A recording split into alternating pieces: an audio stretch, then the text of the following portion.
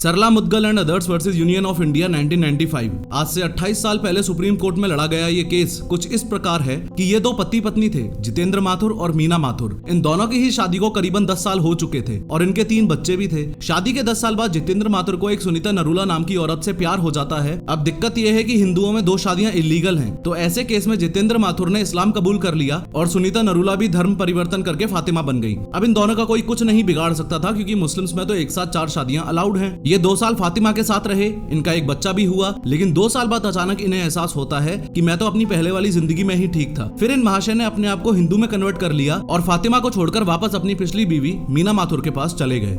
ये हमारे personal law system में एक बहुत बड़ा लूप होल था, लेकिन इससे भी बड़ा लूप होल है निकाह हलाला, जो कि ट्रिपल तलाक इलीगल होने से पहले बहुत ज्यादा मात्रा में नोटिस किया जाता था। निकाह हलाला को आप ऐसे समझो कि मुस्लिम्स में फॉलो किया जाने वाला ये एक प्रोसेस है। ट्रिपल तलाक के इलीगल रेगुलेट होने के पहले के एग्जाम्पल की मदद से समझो कि ये एक मुस्लिम पुरुष है ए और ये एक मुस्लिम महिला है बी और इनके 2 बच्चे भी हैं। अब एक दिन किसी बात पर ए और बी के बीच में खतरनाक तू मैं हो गई। इस लड़ाई से बहुत गुस्से में आके ए ने बी को 3 बार तलाक तलाक तलाक बोला और ऐसा बोलकर मुस्लिम पुरुष ए ने मुस्लिम महिला बी को तलाक भी दे दिया। इस डिवोर्स को ऑफिशियल करवाने के लिए अपने इलाके के काजी के पास गए और तलाक अप्रूव भी करवा लिया। लेकिन जब कुछ दिन बाद दिमाग शांत हुआ, तब दोनों को एहसास हुआ, अरे ये तो हमसे बहुत बड़ी गलती हो गई, बच्चों के बारे में तो हमने सोचा ही नहीं। अब अगर ये ए और बी वापस एक दूसरे के पास आना चाहें और रीमैरिज करना चाहें तो बाकी सभी धर्मों में ये इंस्टेंटली हो सकता है, लेकिन मुस्लिम्स में ये रियूनियन सिर्फ एक ही केस में पॉसिबल है। इनको निकाह हलाला के प्रोसेस से गुजरना होगा। निकाह हलाला के प्रोसेस से गुजरने का मीनिंग ये है कि इस मुस्लिम महिला बी को किसी दूसरे मुस्लिम व्यक्ति सी से शादी करनी पड़ेगी, उसके बाद ही ये वापस ए से शादी करने के लिए एलिजिबल होगी। अब आप सोचोगे ये तो बहुत ही आसान है, सिर्फ नाम के लिए सी से शादी कर लेगी और फिर उसको डाइवोर्स देके वापस ए से शादी कर लेगी। नहीं, यही तो दिक्कत है। इस मुस्लिम महिला बी को इस दूसरे मुस्लिम व्यक्ति सी से सिर्फ शादी ही नहीं करनी होगी, मैरिज को कंज्यूमेट भी करना होगा। यानी बी और सी को पति पत्नी की तरह रहना होगा, इनके बीच फिजिकल रिलेशंस होने चाहिए, उसके बाद ही ये ए से शादी करने के लिए एलिजिबल होगी। यहाँ आपको ये तो पता चल गया कि इस मुस्लिम महिला बी की फंडामेंटल राइट टू फ्रीडम की धज्जियां उड़ी पड़ी हैं, लेकिन आपको ये नहीं पता कि 16 अगस्त 2017 को पब्लिश्ड रिपोर्ट में इंडिया टुडे ने जो एक सर्वे किया था, उसमें बताया था कि इस निकाह हलाला के रिवाज की आड़ में देश में दबा के स्कैम चल रहा है। शादी बचाने के नाम पर मौलवीज वन नाइट स्टैंड के लिए रुपए ले रहे हैं। अलग अलग केसेस में 20,000 से 1.5 लाख रुपए तक लिए जाते हैं। और जब पूछा जाए कि निकाह हलाला के पीछे लॉजिक क्या है, तो इनका आंसर है ये जब तक कि इस पहले शोहर के अलावा किसी और मर्द से निकाह ना कर ले, तो ये हलाला का हुक्म तो अल्लाह की तरफ से है और अल्लाह ताला की तरफ से बयान करदा हुक्म पर एतराज करते हुए कहना कि ऐसा क्यों है, ये बहुत ही बुरा होता है। हालांकि ये बात सच है कि मुस्लिम्स में एक पुरुष के लिए 4 शादियां करना लीगल है, लेकिन कई रिपोर्ट्स ऐसी भी हैं कि हिंदुओं में बहु विवाह अवैध होने के बावजूद भी ज्यादा केसेस देखने को मिलते हैं मुस्लिम्स के कंपैरिजन में। ऐसे कई फैक्ट्स एंड फिगर्स को हम आज की इस वीडियो का आधार बनाएंगे और डीप एनालिसिस करके ये समझेंगे कि यूनिफॉर्म सिविल कोड इंडिया में लागू होना चाहिए या नहीं। इन शॉर्ट, यूसीसी के बारे में पोलराइज्ड भाषण देते वक्त चाहे बीजेपी का नेता हो या किसी अपोजिशन पार्टी का या फिर इंडियन मीडिया हो, वो आपको बेवकूफ नहीं बना पाएंगे अगर आपने इस वीडियो को अच्छे से समझ लिया तो। यूनिफॉर्म सिविल कोड को एक प्रैक्टिकल एग्जांपल की मदद से समझते हैं। आपके सामने ये एक पुरुष है यानी मेल है एम और आपके सामने ये एक महिला भी है यानी फीमेल है एफ। अब हमारे देश का जो कानून है वो इन मेल और फीमेल्स के आपसी संबंध को 2 हिस्सों में बांटता है, क्रिमिनल लॉज और सिविल लॉज। फॉर एग्जाम्पल, ये एम और एफ दोनों बाइक और स्कूटी पर जा रहे थे। आगे चौराहे पर रेड लाइट मिली तो एम ने अपनी बाइक रोक ली। एफ का ध्यान कहीं और था। जब उसे पता चला रेड लाइट है तो हड़बड़ाहट में स्कूटी रोकने के चक्कर में उसने हमेशा की तरह पैरों का इस्तेमाल किया। स्कूटी रुकी नहीं और बाइक में ठुक गई। ये एम पागल और गुस्सैल किस्म का आदमी था और अपनी बाइक से बहुत प्यार करता था। इसको हद से ज्यादा गुस्सा आया।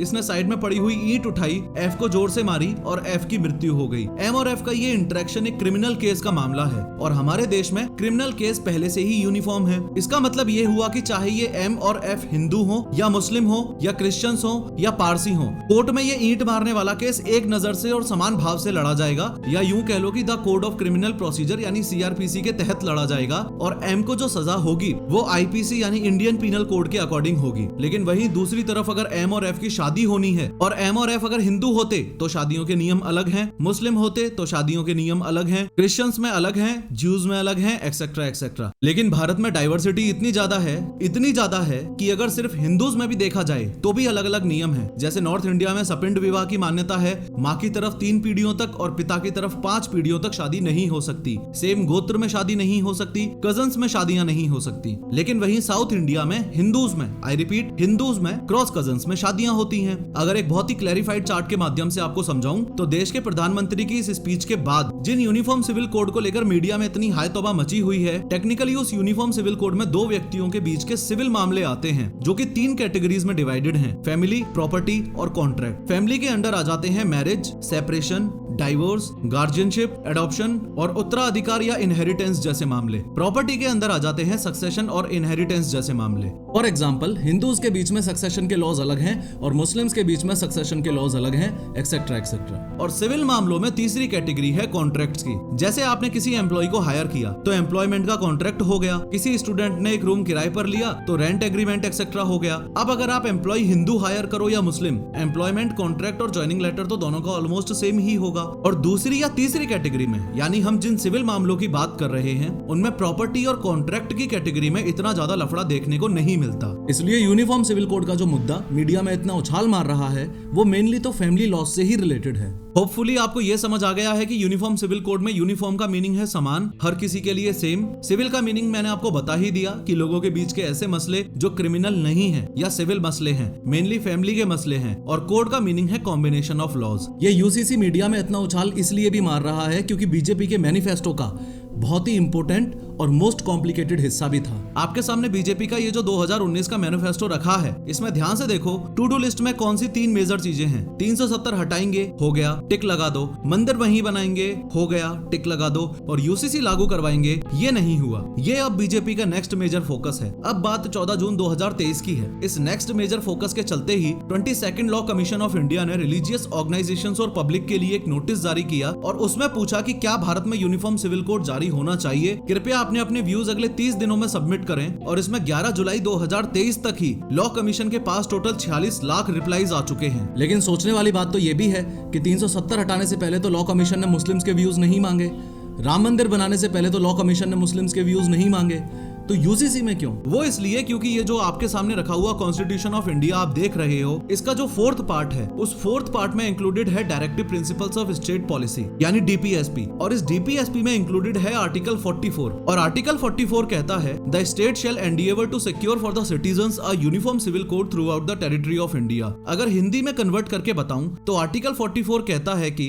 राष्ट्र को अपने नागरिकों को ऐसे कानून मुहैया कराने का प्रयास करना चाहिए जिसमें किसी धर्म, लिंग और लैंगिक झुकाव की परवाह ना की जाए। इसका मतलब ये हुआ कि लोगों की राय को मद्देनजर रखते हुए सबकी सहमति से ही यूसीसी लागू होना चाहिए। और यूनिफॉर्म सिविल कोड की इंपॉर्टेंस को लोग पहचाने, इसमें बहुत बड़ा रोल सुप्रीम कोर्ट का भी है। जब महिलाओं और माइनॉरिटीज से रिलेटेड अलग अलग केसेस सुप्रीम कोर्ट में आए तो काफी ऑनरेबल जजेस ने कम से कम अलग अलग 5 से 6 जजमेंट्स में इस बात को ऑलरेडी कहा है कि सरकार को यूनिफॉर्म सिविल कोड के मुद्दे को सीरियसली लेना चाहिए। ऐसा ही एक बहुत रोचक, चौंका देने वाला, काफी लंबे समय तक चलने वाला केस था शाहबानो केस।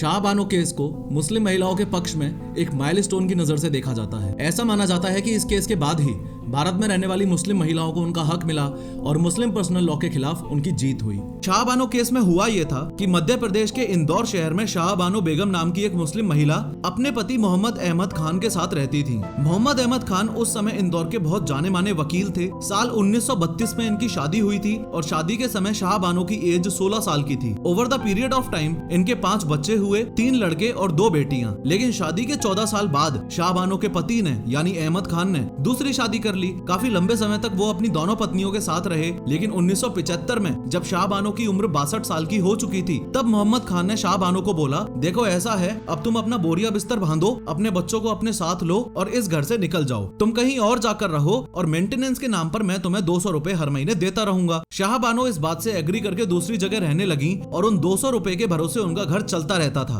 अब अहमद खान ने वो 200 रुपए 3 साल तक तो दिए, लेकिन 1978 में रुपए भेजना बंद कर दिया। शाहबानो को पैसे मिलना बंद हुए तो उन्होंने एक वकील हायर करके इंदौर के डिस्ट्रिक्ट कोर्ट में अपने पति अहमद खान के खिलाफ केस कर दिया। यहाँ आप इस बात पर स्पेशल अटेंशन देना कि भले ही शादी, डाइवोर्स, मेंटेनेंस जैसे मामले सिविल लॉज के अंडर आते हैं, लेकिन शाहबानो के वकील ने जानबूझकर the code of criminal procedure CRPC section 125 के तहत ही केस किया था। वही सीआरपीसी जो मैंने आपको इस वीडियो की स्टार्टिंग में स्कूटी एक्सीडेंट के केस में बताया था। अब सीआरपीसी सेक्शन 125 ये कहता है कि अगर कोई आदमी फाइनेंशियली स्टेबल है और अपनी पत्नी से सेपरेट हो चुका है और साथ ही उसकी पत्नी की कोई इनकम नहीं है तो उसे अपनी पत्नी को मेंटेनेंस के तौर पर कुछ रुपए देने पड़ेंगे। ध्यान रहे अभी तक शाहबानो सिर्फ सेपरेट रहती थी, तलाक नहीं मिला था अभी तक। अब अहमद खान जाने माने वकील थे, जैसे ही उन्हें पता चला कि शाहबानो ने सेक्शन 125 सीआरपीसी के तहत केस किया है तो उन्होंने तलाक तलाक तलाक बोलकर शाहबानो को तुरंत ट्रिपल तलाक दे दिया। ट्रिपल तलाक देने के बाद अहमद खान ने जज साहब को बोला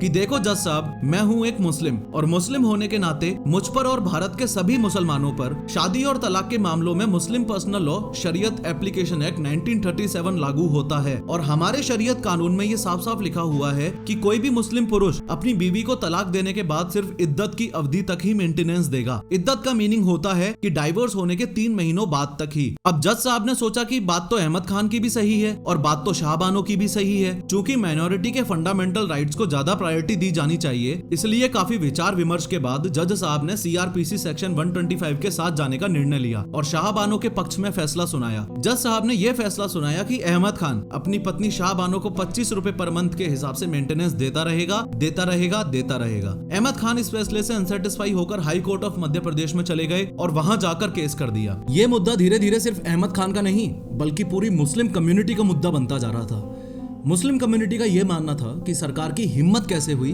हमारे पर्सनल लॉ में, यानी मुस्लिम पर्सनल लॉ शरीयत एप्लीकेशन एक्ट 1937 में इंटरफेयर करने की। ये इंटरफेयर करने वाली बात को फंडामेंटल लेवल पर आप कुछ यूं समझ सकते हो कि इस्लाम में ये मान्यता है कि शरीयत मुस्लिम्स का एक डिवाइन लॉ है, यानी ईश्वर ने इस लॉ को बनाया है। मान्यता ये है कि रमजान के दौरान मोहम्मद पैगंबर को दिव्य ज्ञान प्राप्त हुआ और उसके बाद 23 साल जितने लंबे समय में जाकर कुरान को पूरा लिखा गया। जैसे हिंदूज वैदिक परंपराओं को मानते हैं, वैसे मुस्लिम्स शरीयत लॉ के हिसाब से ही अपना काम करते हैं। अपने स्क्रीन पर आप जो चार्ट देख रहे हो ये बताता है कि पॉपुलेशन वाइज दुनिया में सबसे ज्यादा क्रिश्चियंस हैं, दूसरे नंबर पर मुस्लिम्स हैं। तो ये शरीयत या मुस्लिम्स का डिवाइन लॉ जो पार्शियली कुरान पर भी बेस्ड है, वो पूरे ही विश्व के मुस्लिम्स के लिए मान्यता रखता है एक या दूसरे रूप में। इन सारी बातों के चलते मुस्लिम पर्सनल लॉ शरीयत एप्लीकेशन एक्ट 1937 को आधार बनाते हुए शाहबानो के पति अहमद खान ने मध्य प्रदेश हाई कोर्ट में केस कर दिया। हाई कोर्ट ने दोनों पक्षों के ध्यान से बात सुनी और एक बार फिर से फैसला सीआरपीसी सेक्शन 125 के तहत शाहबानो के पक्ष में दिया। लेकिन अहमद खान को इस बार झटका ये लगा कि जो मेंटेनेंस का अमाउंट लोअर कोर्ट ने 25 रुपए तय किया था, वो मेंटेनेंस अमाउंट हाई कोर्ट ने बढ़ाकर 179 रुपए 20 पैसे कर दिया था। इन शॉर्ट जज साहब ने यह फैसला सुनाया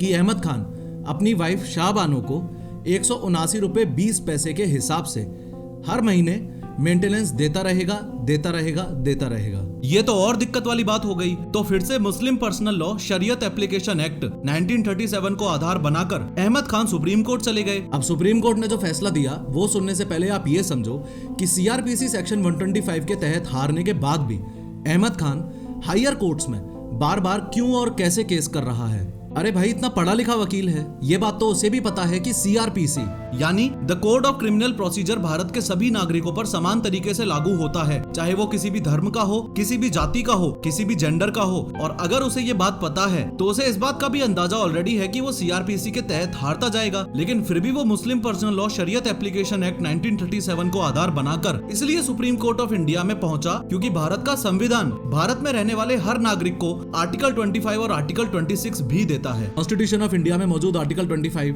freedom of conscience and free profession, practice and propagation of religion देता है। इसका एक छोटा सा मतलब यह है कि जिसको जो धर्म मानना है मानो, जिसको कोई धर्म नहीं मानना मत मानो, नास्तिक रहो, ये भी लीगल है। और article 26 freedom to manage religious affairs देता है, यानी अपने अपने धर्मों के रिलीजियस अफेयर्स को मैनेज करने की परमिशन देता है। तो इस आर्टिकल 25 और आर्टिकल 26 को मद्देनजर रखते हुए और शरीयत लॉ को आधार बनाकर अहमद साहब ने साल 1981 में सुप्रीम कोर्ट के 5 जजेस की बेंच को यानी कॉन्स्टिट्यूशन बेंच को बोला कि मेरे धर्म के खिलाफ या मेरे शरीयत लॉ के खिलाफ ऐसे ऐसे हाई कोर्ट ने गलत फैसला सुना दिया है, आप मुझे न्याय दीजिए। 4 साल बाद 1985 में सुप्रीम कोर्ट ने भी ये फैसला सुनाया कि हाई कोर्ट का जो फैसला था वो सही था, तुमको 179 रुपए 20 पैसे शाहबानो को हर महीने देने ही पड़ेंगे। उसके अलावा शाहबानो से तुमने जो बार बार कोर्ट के चक्कर कटवाए उस चीज के लिए तुम्हें 10,000 रुपए शाहबानो को अलग से वन टाइम पेमेंट भी करना पड़ेगा। ये फैसला आते ही मुस्लिम कम्युनिटी में खतरनाक हलचल मच गई और इस समय पब्लिक एंट्री हुई AIMPLB की यानी all India Muslim personal law board की। ये all India Muslim personal law board एक तरीके से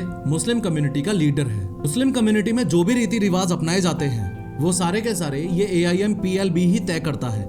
एक तरीके से भारत में मुसलमानों का कर्ता धर्ता ये AIMPLB ही है। ये AIMPLB वो ही है जो आजकल न्यूज में छाया हुआ है और secretary of the law commission of India को जो 46 लाख रिप्लाई मिले हैं उसमें से एक रिप्लाई इसका भी है, जिसमें इस बोर्ड ने साफ साफ बोला है कि UCC इस देश में लागू नहीं होना चाहिए। खैर, सुप्रीम कोर्ट ऑफ इंडिया ने जैसे ही शाह बानो के पक्ष में फैसला सुनाया वैसे ही AIMPLB ने उस समय की सरकार पर दबाव बनाना शुरू कर दिया और सुप्रीम कोर्ट ने जो फैसला सुनाया था वो फैसला ही पलटवा दिया।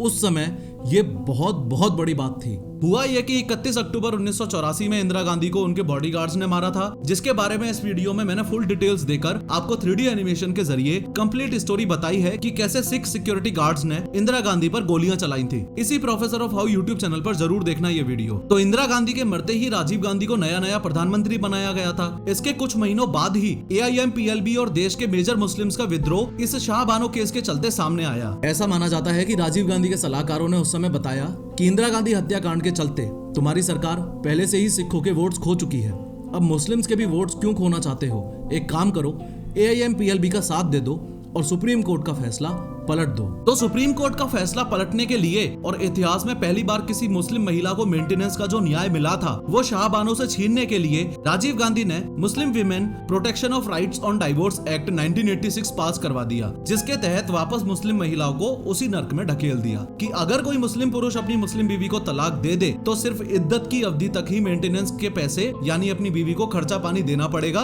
उसके बाद में भाड़ में जाओ। फिर से बता रहा हूँ, इद्दत की अवधि का मतलब डाइवोर्स होने के 3 महीने बाद तक, या फिर अगर कोई लेडी प्रेग्नेंट है तो बच्चा पैदा होने तक। लेकिन Muslim women protection of rights on divorce act 1986 को पास करवाते वक्त राजीव गांधी ने एक छोटा सा लूप होल छोड़ दिया था। Muslim women protection of rights on divorce act 1986 में ये बोला था कि मुस्लिम विमेन को फेयर एंड रीजनेबल अमाउंट देना पड़ेगा। इस फेयर एंड रीजनेबल अमाउंट वाली बात का फायदा कई साल बाद 2021 में डैनियल लतीफी ने उठाया। डैनियल लतीफी वो ही व्यक्ति हैं जो शाह बानो केस में शाह बानो के वकील थे। तो 28 सितंबर 2001 को सुप्रीम कोर्ट ने फैसला सुनाते वक्त इस फेयर एंड रीजनेबल अमाउंट की कुछ इस तरीके से व्याख्या की कि डाइवोर्स के बाद मुस्लिम महिला को जो दिया जाने वाला अमाउंट है वो उसके स्टैंडर्ड ऑफ लिविंग और गरिमापूर्ण जीवन को ध्यान में रखते हुए दिया जाएगा।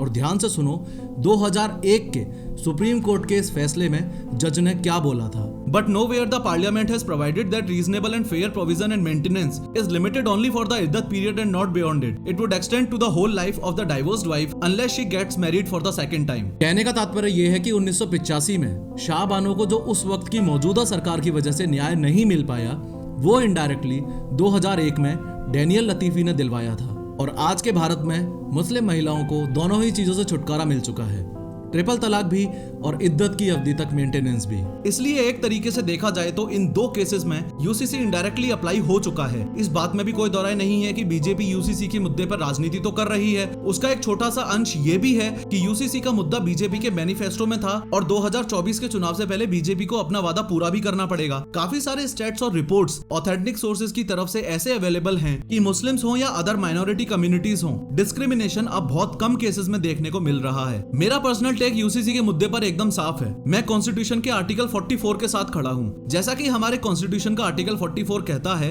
राष्ट्र को अपने नागरिकों को ऐसे कानून मुहैया कराने का प्रयास करना चाहिए जिसमें किसी धर्म, लिंग और लैंगिक झुकाव की परवाह ना की जाए। इस प्रयास शब्द का मीनिंग इनडायरेक्टली यहाँ पर यही है कि UCC का ड्राफ्ट जो सरकार तैयार करेगी वो बहुत सोच समझकर होना चाहिए, इस तरीके से कि डाइवर्सिटी को ठेस ना पहुंचे, डिस्क्रिमिनेशन को ठेस पहुंचनी चाहिए। अगर यूनिफॉर्म सिविल कोड नहीं भी इंप्लीमेंट होता है टेक्निकली तो भी चलेगा, लेकिन सिर्फ एक कंडीशन में, जेंडर या माइनॉरिटी डिस्क्रिमिनेटरी लॉज को खत्म कर दो। इस बात का एक बहुत सीधा सीधा एग्जांपल है protection of women from domestic violence act 2005। ये एक्ट एक ऐसा एक्ट है जिसमें हिंदू मुस्लिम कुछ नहीं है। किसी भी लेडी पर अगर डोमेस्टिक वायलेंस हो रहा है तो जाके सीधा केस ठोक दो। यूनिफॉर्म सिविल कोड भी इंप्लीमेंट नहीं करना पड़ा और प्रॉब्लम भी सॉल्व हो गई। ऐसा ही दूसरा इंपॉर्टेंट केस था हिंदुओं में सती प्रथा का। अगर पति की मृत्यु होती थी तो उसी के साथ पत्नी को भी चिता में जल के मरना पड़ता था। अब इमेजिन करो कि हिंदू इस बात को पकड़कर बैठ जाएं कि नहीं नहीं ये तो हमारा ट्रेडिशन था, हम ये नहीं छोड़ेंगे, हम तो सरकार के खिलाफ विरोध करेंगे एक्सेट्रा। तो हुई ना बेवकूफी वाली बात। ऐसे ही यूनिफॉर्म सिविल कोड के थ्रू आए या मुस्लिम्स के नियमों में अलग से बदलाव करके लाया जाए, लेकिन पॉलीगैमी यानी कि बहुविवाह की प्रथा मुस्लिम्स में या किसी और कम्युनिटी में, यानी एक आदमी को जो 4 शादियां करने का अधिकार है, वो खत्म होना चाहिए। क्योंकि कॉमन सेंस की बात है कि सबसे लेटेस्ट वाली को तो फुल प्रेफरेंस मिलती है और पुरानी वालियों के फंडामेंटल राइट्स की धज्जियां उड़ जाती हैं। चाहे कोई भी समाज हो, ये बहुविवाह की प्रथा एक समय पर इसलिए आई थी ताकि सेक्स रेशियो मेंटेन किया जा सके। फॉर एग्जांपल, पुराने जमाने में अगर किसी कम्युनिटी में 1000 महिलाएं हैं और 1000 पुरुष हैं, तो जब युद्ध होता था तो सारे के सारे पुरुष ही युद्ध में जाया करते थे। ऑब्वियस है, अब उन 1000 में से अगर 400 मर गए और 600 बच गए, तो 1000 महिलाओं पर सिर्फ 600 पुरुष बचे ना, सेक्स रेशियो की ऐसी तैसी हो गई ना, तो ऐसे केस में बाकी महिलाओं के साथ अन्याय ना हो, बाकी महिलाएं कुंवारी ना रह जाएं, इसलिए बहुविवाह की प्रथा थी। लेकिन अब कहां बार बार युद्ध हो रहे हैं, तो उस बहुविवाह की प्रथा को 21वीं सदी तक खींचकर लाने में पर्सनली एटलीस्ट मुझे तो कोई लॉजिक नहीं दिख रहा।